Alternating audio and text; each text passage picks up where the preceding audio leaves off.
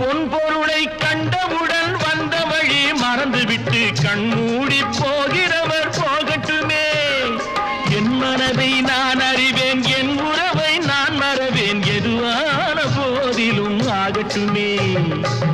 நன்றி மறவாத நல்ல மனம் போதும், என்றும் அதுவே என் மூலதனம் ஆகும். கண்ணை நம்பி